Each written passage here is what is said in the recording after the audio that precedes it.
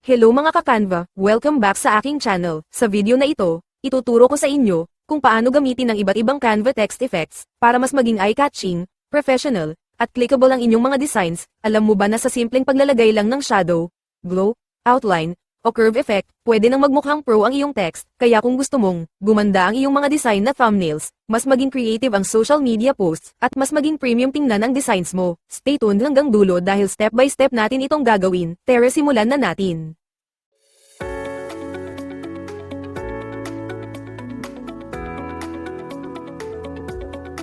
Step 1, mag-login at gumawa ng design. 1. Pumunta sa canva.com o buksan ang Canva app. 2. E-click ang Create a Design. 3. Pumili ng size, halimbawa, Facebook post o custom size. 4. Lalabas ang blank canvas. Tips: kung para sa thumbnail, piliin ang YouTube thumbnail. 1280x 720 poi. Step 2. Maglagay ng text. 1. I-click ang text sa kaliwang menu. 2. Piliin ang Add a Heading. 3. E-type ang gusto mong salita o text, halimbawa, Canva tutorial. Tips: gumamit ng bold font para mas bagay sa effects. Step 3.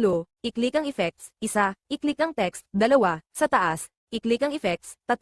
Lalabas ang iba't ibang text effects. Step 4. Subukan ng iba't ibang text effects. A shadow effect. Naglalagay ito ng anino sa likod ng text. Pwede mong baguhin ang blur, direction, at color. B outline effect. May border ang text. Perfect ito sa thumbnails para mas mabasa agad.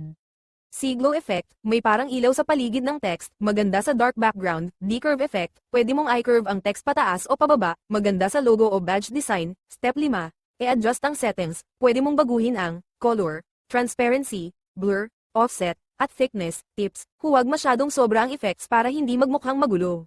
Step 6, i-download ang design. 1. I-click ang share. 2. Piliin ang download. 3.